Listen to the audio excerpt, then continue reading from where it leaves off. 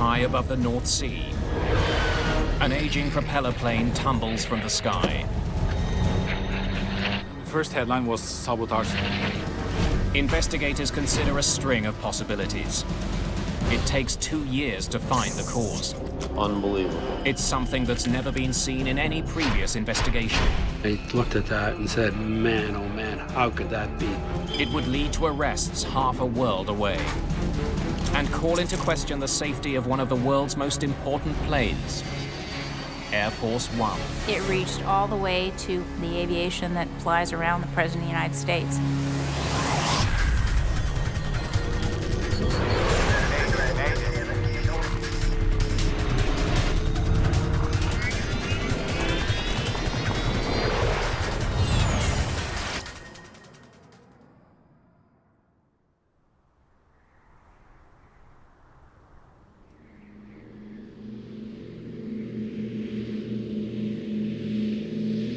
.30 p.m., September the 8th, 1989.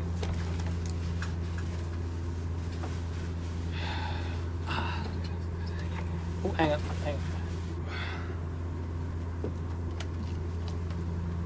Knut Tvetum and Finn Petter Berg are flying a charter flight from Oslo, Norway, to the German city of Hamburg. Partnair 394, radar service terminated. The plane is about 100 kilometers from the Danish coast. 124.55 by Partnair 394. How was dinner? Delicious. A little pricey, but delicious. The two friends have flown around the world together, including remote areas of Africa. They're highly experienced, and both are only months away from retirement. Copenhagen, good afternoon. Partnair 394.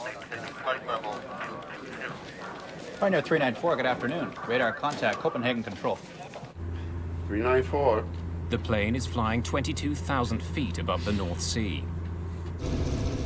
The aircraft they're flying is a twin-prop Convair 340-580. It's a popular plane for short routes like this one.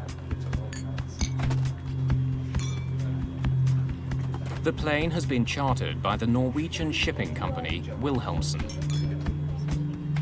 All 50 passengers are winners of a company lottery, sending them on a free trip to Hamburg to name a new ship. Some had maybe been to naming ceremonies before, but the naming ceremonies are quite exciting. And the atmosphere was very, very, very good at the time of leaving. One of the company's best employees is chosen to give a speech at the christening of the ship in Hamburg. You have to deliver a speech, and it's not so very often that normal person within a company is giving the honor of naming a ship. But I just felt that that was right. As the Convair crosses the North Sea, a Norwegian Air Force F-16 approaches the plane on its way home.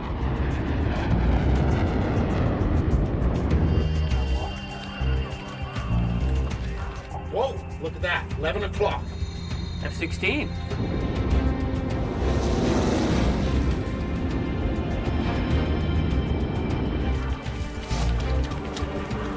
Suddenly, the plane experiences a violent shock.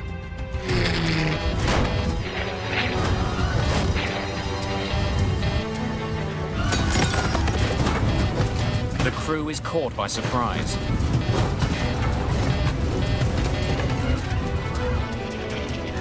The plane begins rolling upside down.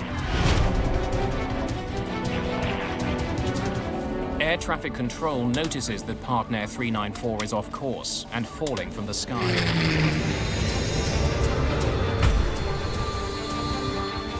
Partnair 394, Copenhagen control. Please report new flight level. The crew is struggling to save the plane and the lives of everyone on board. Terrain, what new flight level? Full up. Terrain. Full up. Please report new flight level. Then it disappears.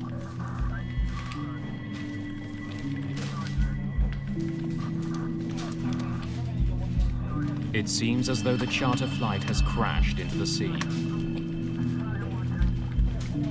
Partnair 394 en route to Hamburg is off radar.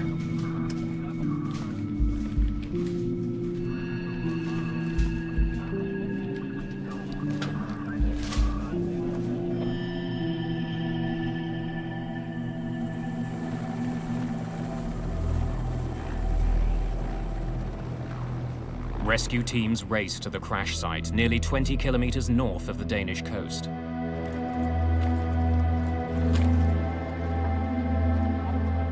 They find only wreckage and bodies. All 55 people who were on the flight are dead.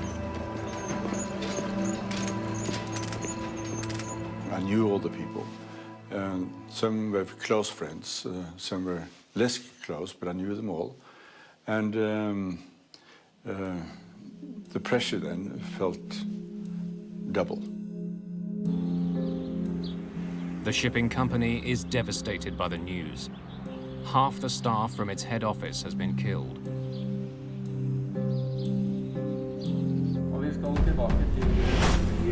It's the biggest airline disaster in Norwegian history. The nation is in shock. Jan Ovind is a young reporter for Norway's largest newspaper. He's assigned to cover this story. One of the inspectors in the Norwegian FAA jumped to the conclusion that it had to be sabotage.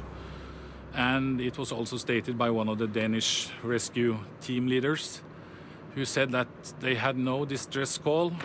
It just fell out of the sky, which meant it had to be a bomb or something. And somebody drew links to Lockerbie the year before.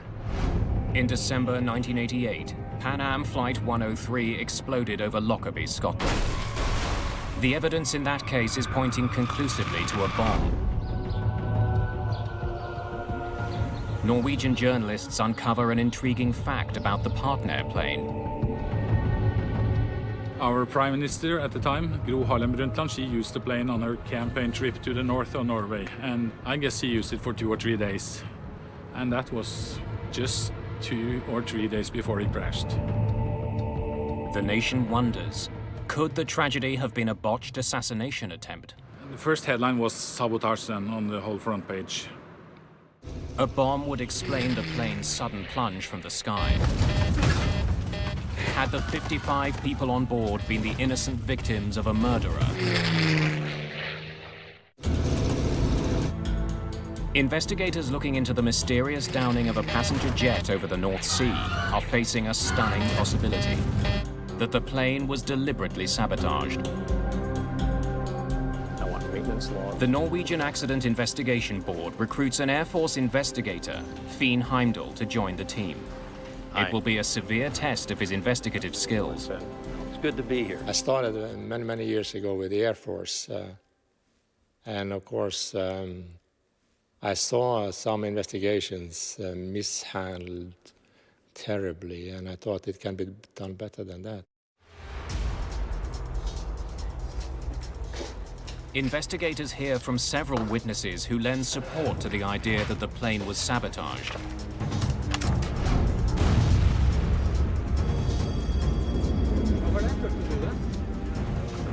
A young man claims to have heard a cannon-like sound coming from the crash site off the Danish coast. It may have been the explosion that brought down the Partnair plane. Searchers scour the surface of the sea for floating debris and for victims of the crash. Eventually, all but 5 bodies are found. They're taken to Denmark for autopsies. Those examinations reveal that some of the victims have small puncture-like wounds. This supports the notion that a bomb brought down Partnair Flight 394. An autopsy on the first officer also uncovers something unusual. A complete, unbroken toothpick is discovered in his stomach.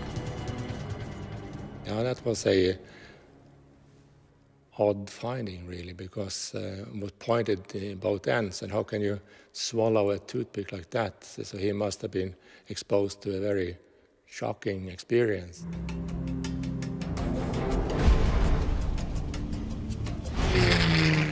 Please report new flight level. But investigators can't confirm that a bomb brought down the plane. They'll need to know more about the final moments of Flight 394. Partnair 394 en route to Hamburg is off radar.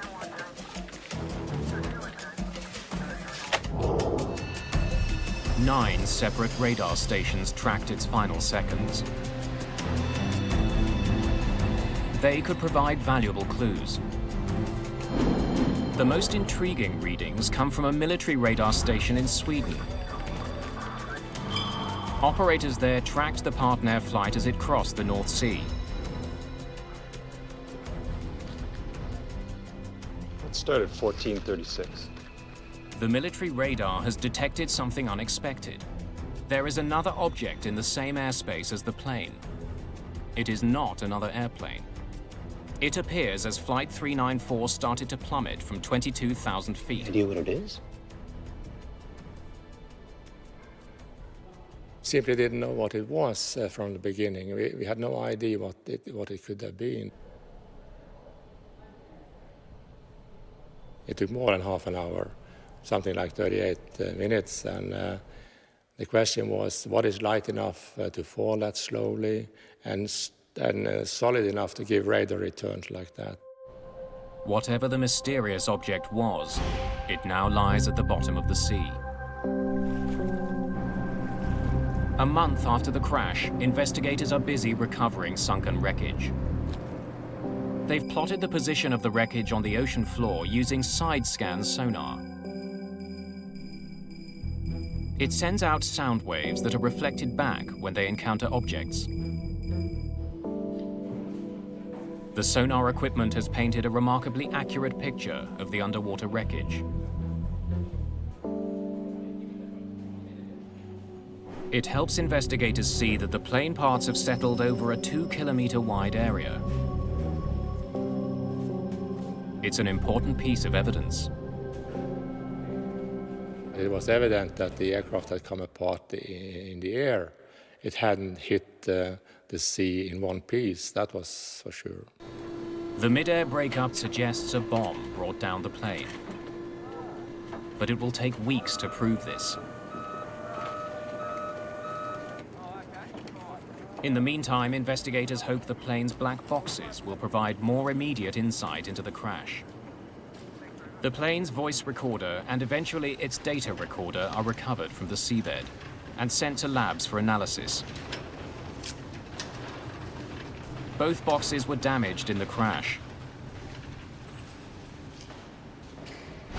Investigators hope the damage to the boxes didn't affect the data. Well, let's see what we got. The voice recorder may have picked up a conversation between the pilots that can explain what happened on board. Avionics, CVR. On? That's required. Auto feather system. Armed to 2 green. The device usually records the final minutes of a flight, but this CVR has done the opposite. Beta lights off. Power. It recorded the start of the flight, but then mysteriously stopped recording just before the plane took off. Well, it had recorded the conversation on the ground, but as soon as the engines were upshifted to normal RPM for takeoff, it ceased operations. So that was a disappointment to us. But the malfunctioning CVR did pick up an intriguing exchange between the two pilots. How's the weather in Hamburg? Oh, it's clear skies, good visibility. Hope it stays that way. The CVR does tell investigators that Flight 394 began with an unusual problem.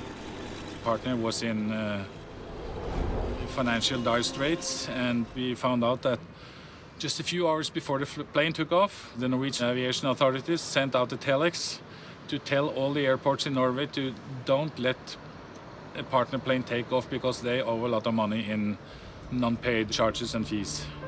They won't release us for takeoff until we pay the catering bill. How much you got on ya? Seriously? Huh?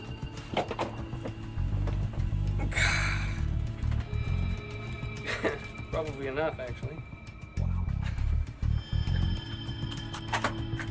I'll take care of it then. The first officer was forced to leave the cockpit to pay the caterers for onboard meals. Investigators check maintenance records to find out why the CVR only recorded the crew's conversation while they were on the ground. They discover that the plane's cockpit voice recorder had been modified more than 10 years earlier. Modified to switch to primary AC.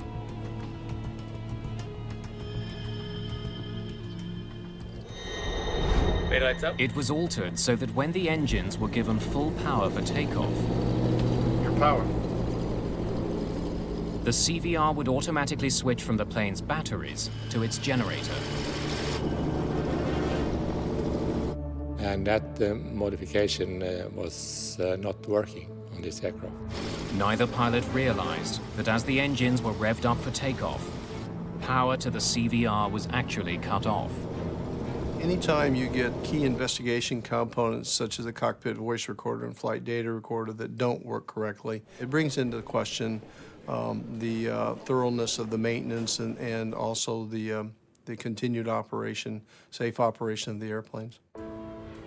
The malfunctioning voice recorder and the unpaid catering bill lead investigators to look more closely at the history of the airplane and the company that owned it, Partnair Airlines. Partnair operated a fleet of mostly older planes that flew to northern European destinations. The Convair that crashed into the North Sea was one of the airline's most recent acquisitions. But the plane itself was 36 years old. It had a complicated history of both ownership and modification. The biggest change was to the plane's engines. The really important modification was upgrading the engines to turbine engines. On prop planes, the propeller moves air backwards, propelling the plane forward. Early prop planes used piston engines to turn the propeller. But turbine engines, which use a series of fans, not pistons, to compress air, generate substantially more power.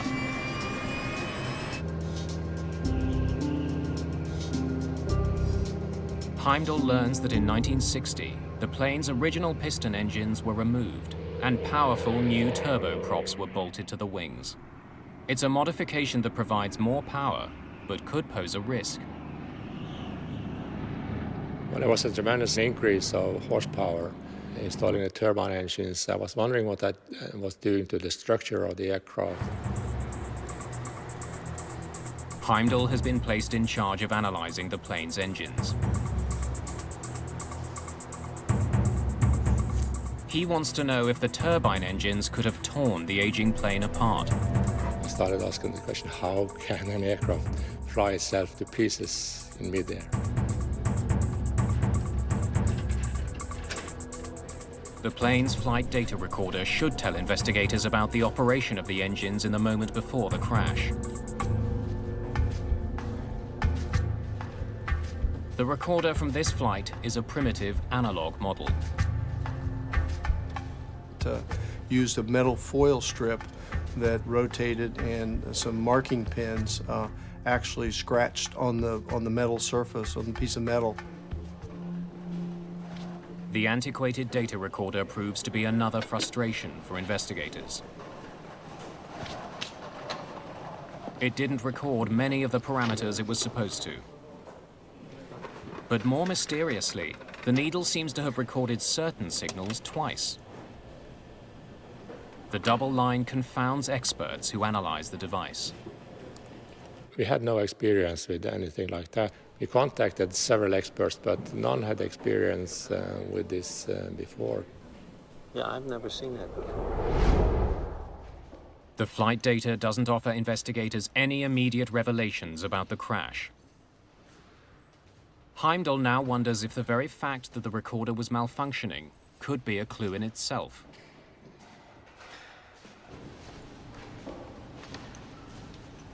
He decides to send the flight data recorder back to the American company that made it for further analysis.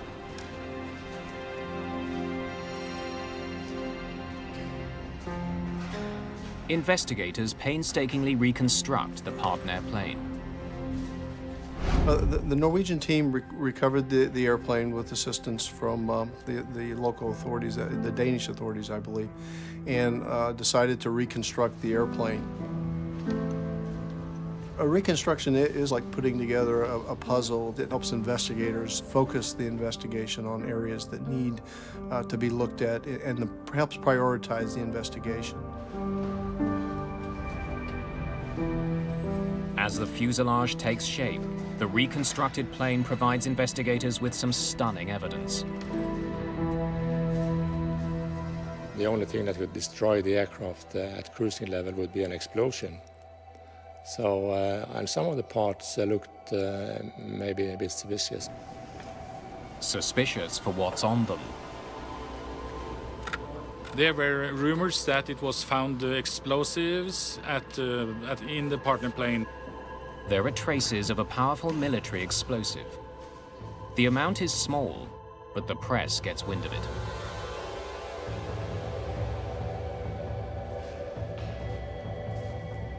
The explosive residue could be from a bomb on board the plane, or from another source. A NATO war exercise called Operation Sharp Spear was taking place that same day near the flight path of Flight 394. One of the pilots I talked to, and he said, I guess it might have been the so-called cold rocket, test rocket, might have gone through one of the wings or the fuselage. Many people now wonder if an errant warhead played a role in bringing down the plane. Full up, terrain. Full up, terrain. Full up. But when the explosive residue is analyzed, it's found not to have been from a bomb or a warhead. There simply isn't enough of it on the plane. There was a small sign of explosives, but that was a very low level and looked more like a contamination than anything else. Many battles have been fought off the Danish coast. The sea is littered with old munitions. Investigators believe the plane picked up some explosive residue while lying on the ocean floor. Explosives are ruled out as a cause of this crash. Metallurgist Terry Heaslip has been brought in. He examines the plane's reconstructed tail and makes a startling observation. Pieces of the plane's skin show evidence of damage from overheating. Which means that it was flexing. And you take a coat hanger and you go like that, back and forth. If you hold it close to where it's going to break, you'll burn your hand because you develop heat where you're doing the fatiguing. It's the same thing on an airplane. The evidence is pointing to a problem with the plane's tail. Investigators are keen to look at a massive generator recovered from the rear of the aircraft. The auxiliary power unit is housed inside the Convair's rear fin. It's a backup power generator that's usually only used while the plane is on the ground. Heimdall inspects the device and discovers that some melted plastic parts from the plane's cabin have found their way inside the APU's turbine. It gives him an important new piece of information about what was happening on the plane at the moment it failed. Meaning that the cabin had failed when the APU was still operating. The APU should not have been running while the plane was in the air. The fact that it was means the APU could be behind this crash. Investigators try to learn more about what happened on the day of the crash. They interview the mechanic who inspected the plane that morning. He reports that one of the plane's two main generators wasn't working, and that he wasn't able to repair it. Regulations demand that the plane have two sources of power before it's allowed to take off. The first officer comes up with a solution that will allow the flight to leave. He tells the airline that he will use the auxiliary power unit throughout the flight as a substitute for the malfunctioning main generator. Okay, I want you to write this in the logbook. Released for flight with APU generator operative. We'll use the APU to power the left side AC system. APU is coming on.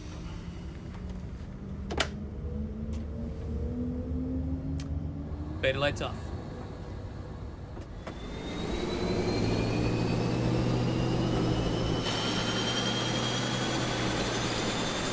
Your power.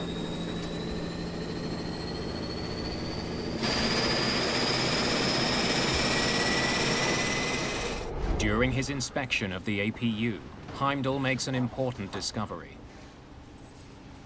When I saw the part, I saw that it was not an aircraft standard part at all. It was made in a very primitive way by a piece of iron and welding it together in a substandard way. He notices that one of the mounts attaching the APU to the plane is broken. The unit contains a rapidly spinning turbine that generates electricity. If it wasn't properly held in place, it could have caused this crash.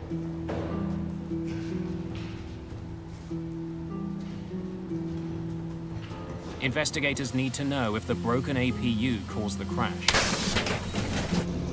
They'll soon discover that it's just a piece of a much more troubling puzzle. Investigators have discovered that Partnair Flight 394 was flying with a broken APU mount.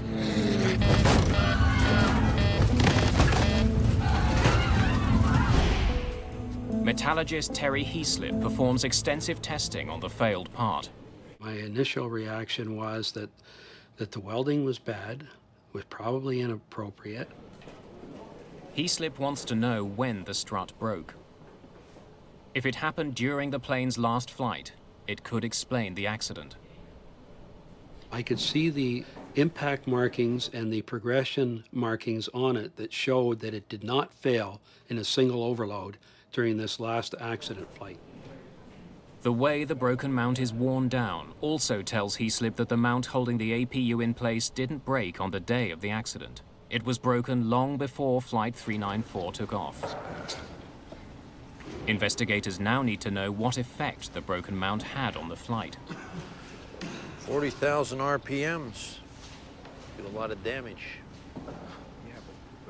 The APU is a large gyroscope having a tremendous amount of energy in it when it's rotating. And if that energy is transmitted to the surroundings, the fuselage, the structure, it could impact the whole vibration pattern in the tail. Investigators want to know if anyone had felt vibrations on this particular plane. Interviews with people who flew on it provide some answers. Listen, we appreciate your coming in. Thanks a lot.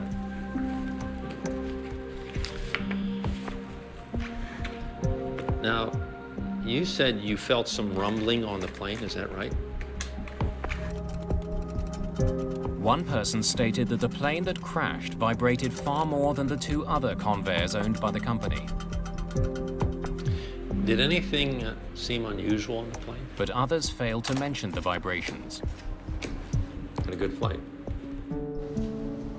It's a puzzling situation. Investigators know the APU mount was broken before the flight, but they still don't know if it even played a role in the crash, or whether it would have affected the plane's tail. Then the reconstruction begins to clear things up.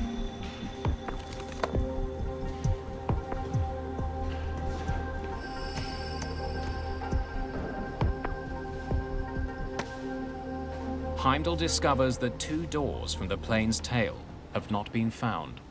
When we reassembled the parts from the tail, we saw that the rudder had been torn apart in two major pieces, and some parts were missing.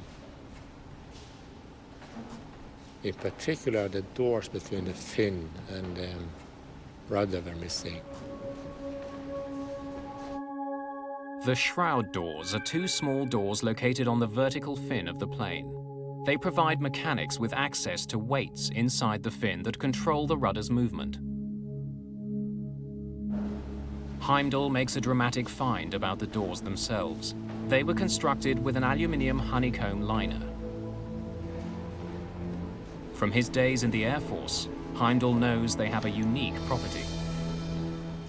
This is thin aluminum foil, as you know, and it has the good reflective properties for radar, and it's very light. The military use it to disturb radar signals, call it chaff. Investigators now realize that the unidentified object picked up by Swedish radar was probably a piece of one of the shroud doors. But when we connected the missing doors and honeycomb with the radar data, we knew that it had happened up at cruising altitude, because the slow-falling object had come from very high level, cruising altitude practically. Investigators conclude that the tail began to break apart at 22,000 feet before it plummeted from the sky. But why had the doors fallen off in mid-flight? Whatever caused the shroud doors to tear off likely caused the crash. Investigators know that the rudder's counterweights are located just inside the shroud doors. If a rudder moves too violently from side to side, the weights do as well. We found enough pieces to show that it was just pounding these doors. And the first real components that came off were the honeycomb in those doors. Investigators conclude that around the time of the accident, something caused the rudder to swing violently back and forth, but they still don't know what. The APU with the broken front shock mount on its own, running in flight, would not cause the aircraft to come apart and the tail to come apart. There had to be extra factors there for that to occur. Investigators continue searching for those extra factors. Then Partnair Airlines proposes one.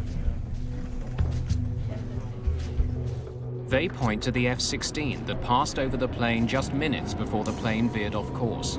Whoa, look at that, 11 o'clock. F-16. Partnair claims the military jet was flying faster than it should have been.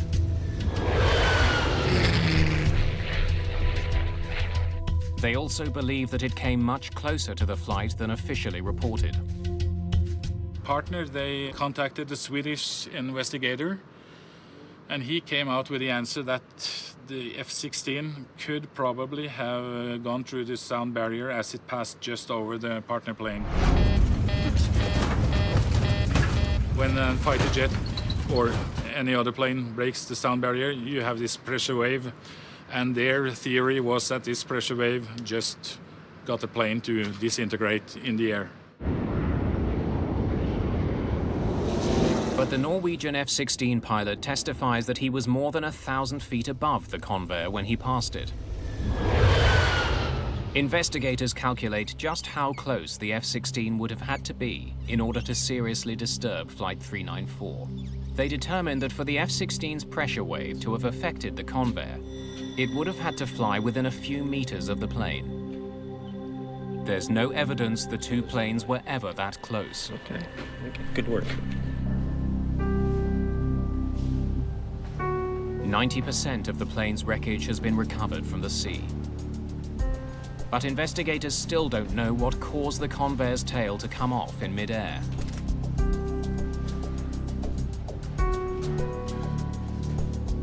During the course of the investigation, Finn Heimdall is given a promotion. But he has no idea how to solve the puzzle that haunts his nation. They asked me to be in charge of the rest of the hardware investigation. I was standing in a heap of wrecked parts and thinking I'll never get to an end of this. Investigators get a break when the faulty flight data recorder is analyzed in the United States. The manufacturer has asked its top expert to come out of retirement and examine the device. Manufacturer Fairchild referred us to a previous employee, and we found him in California. The expert tells investigators that the needle that was supposed to be recording the plane's altitude was shaking so much that it was leaving another mark on the foil. But then he goes one step further. The FDR has a capacity to record for hundreds of hours. By unspooling the metal foil completely, he sees that the FDR has been vibrating severely for months. We saw that this had happened something like 360 operations hours before the accident. I had never seen an abnormality like that before, and it took us a while to figure out what was going on here. It now seems the APU wasn't the only thing vibrating on this plane. Investigators decide to chart the history of the vibrations chronologically. They notice an unusual change in the pattern of vibrations. 2 months before the crash, the vibrations suddenly stopped for a number of weeks. Virtually no vibrations for at least 16 flights. It was increasing intensity and frequency up to the summer of '89. And then the pattern changed. After getting better, the pattern of vibrations got worse again, right up until the crash. What happened here? Investigators now need to find out what changed on the plane during the 2-week period when the vibrations stopped. Why was it out of service? Where was the work done? The airline tells investigators that during that time, the plane was receiving a major overhaul in Western Canada. Thank you. We'll be in touch.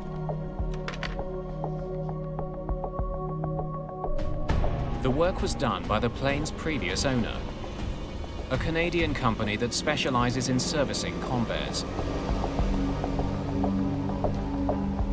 During the various test flights there, the FDR recorded almost no excessive vibrations.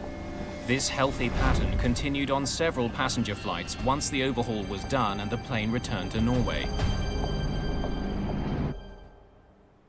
Investigators review the maintenance records. Heimdall finds that during the overhaul, mechanics found signs of wear on one of the 4 bolts that connect the vertical fin to the plane's tail. These 4 bolts are the only things holding the tail to the fuselage.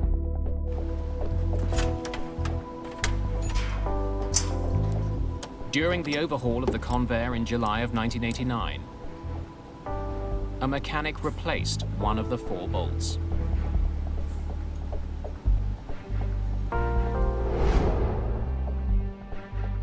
The information from the flight data recorder reveals that the vibrations in the tail stopped right after that 1 bolt was replaced. You see that? And as they go across. Incredibly, investigators are able to recover all 4 of the bolts which were holding the tail in place.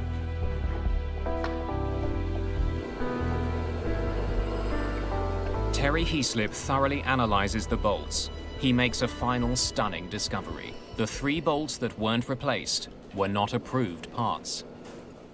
We did metallurgical testing and we did mechanical testing.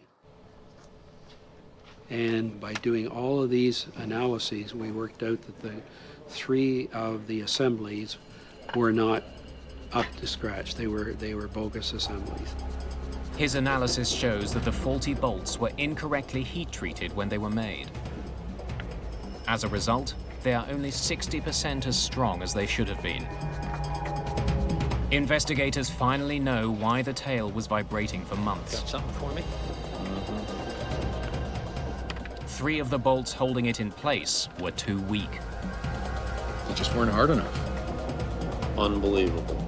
3 bolts holding the tail to the rest of the plane were not authentic parts. They were well-disguised fakes.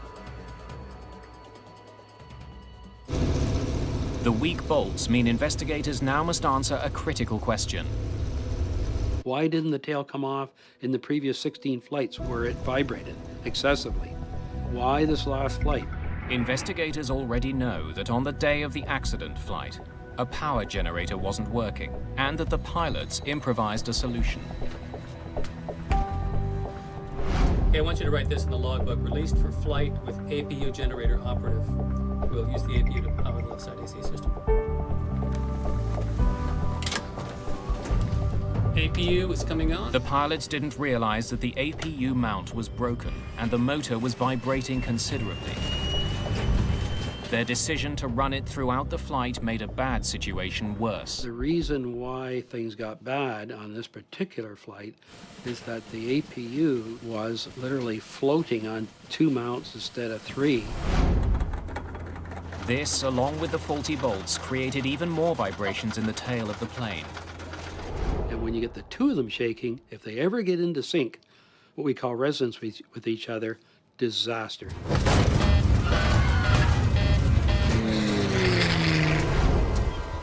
The investigators conclude that the vibrations in the tail and the vibrations from the APU could have combined into a lethal force. Now, this is what we got from the guys at MIT. Technically, the vibrations could have torn the plane apart. If the two loose items start to vibrate in the same frequency, now you're going to get, or a multiple of that frequency, you get what's called coupled harmonics. And the one vibration is feeding the other one. They're feeding each other and making each other worse and worse. The most famous example of coupled harmonics occurred on the Tacoma Narrows Bridge in Washington State in 1940.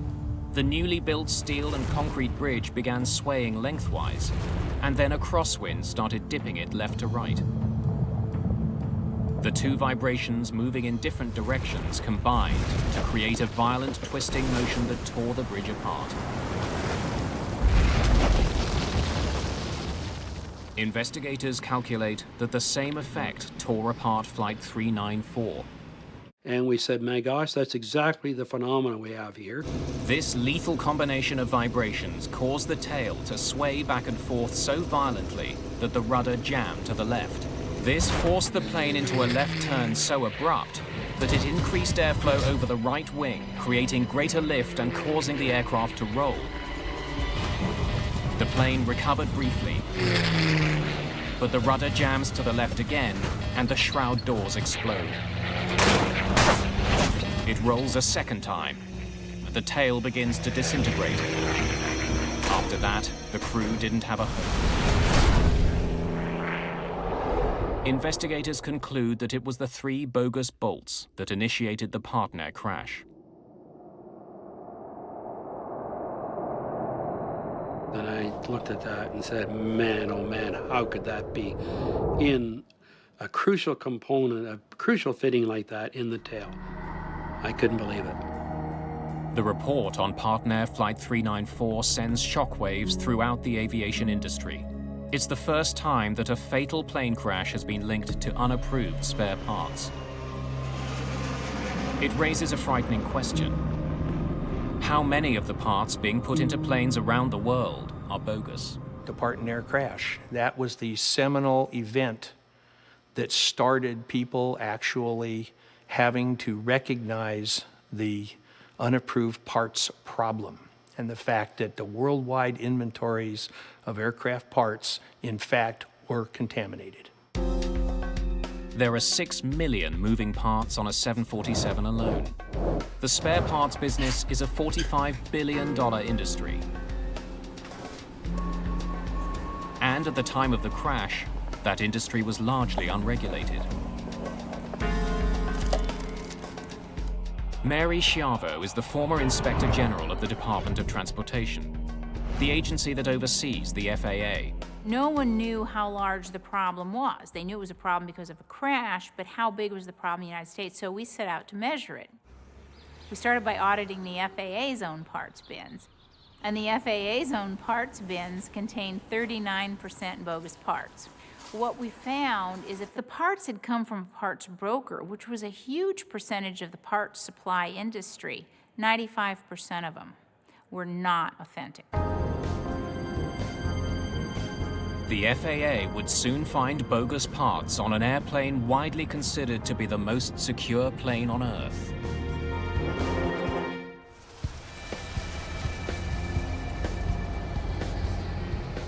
There are 5,000 parts brokers in the United States, many of them in the Miami area. Parts brokers had no regulation whatsoever. You had a telephone and a fax. You were a parts broker. Overnight, you could be in the parts brokerage business, and you could get them anywhere you chose. You could get them from junkyards, you could get them from scrap facilities, you could get them from old planes, you could get them from crashes, you could get them from people who are willing to manufacture and don't care about the law. Spare parts for airplanes are expensive, A single bolt, like the one holding on the Partnair Flight's vertical fin, can cost up to $250. A bogus one can cost as little as $30. Which makes it a bargain. And when you have situations like you have today, and airlines are bottom line driven, and you've got 8 or 10 major airlines in the United States, for example, that are on the verge of bankruptcy, they're looking to cut costs. The FAA launches a major investigation into illegal parts and uses sting operations to uncover unscrupulous dealers.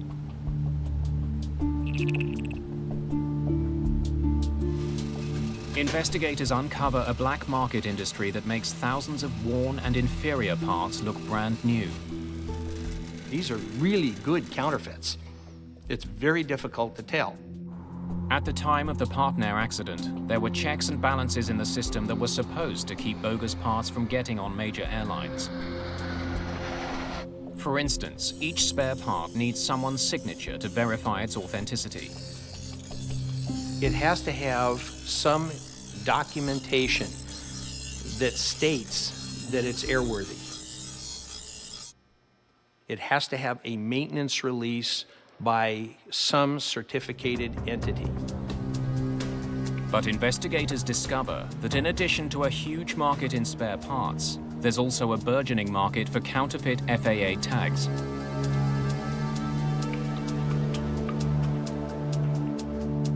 We'd execute search warrants and find that people had printed stacks of fake yellow tags, and in many cases they'd sign with the name of an actual inspector, but they just forged the signature. The tag in this business is worth more than the part. At first, investigators believe the problem is mostly with smaller airlines.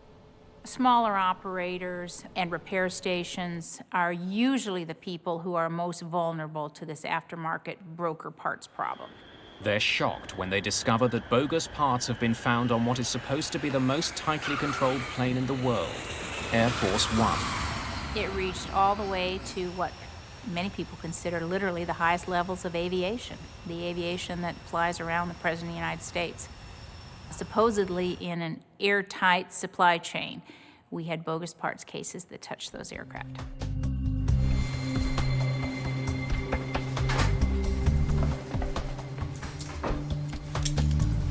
The FAA responds quickly. More than 100 dealers are arrested. With every conviction, we were able to raise the level of awareness, not only of the problem, but of the severe consequences if you want to risk somebody's life. And I actually think that the most important thing that we did was get criminal convictions. As a result of their investigation, the FAA institutes a much more rigorous system for documenting airplane parts. They threaten airlines with criminal charges if they knowingly accept bogus parts. Things are different today because we have a whole body of regulations, much more than we had in the 80s and 90s even, to address the problem. You have to get the mechanic who's actually got the wrench in his hand to a point of sophistication where he's knowledgeable enough to smell a bad part, to smell a bad piece of paper. And it is possible to do. The new regulations achieved their goal. In the 2 decades following the crash of Partnair 394, there wasn't a single fatal accident attributed to bogus parts.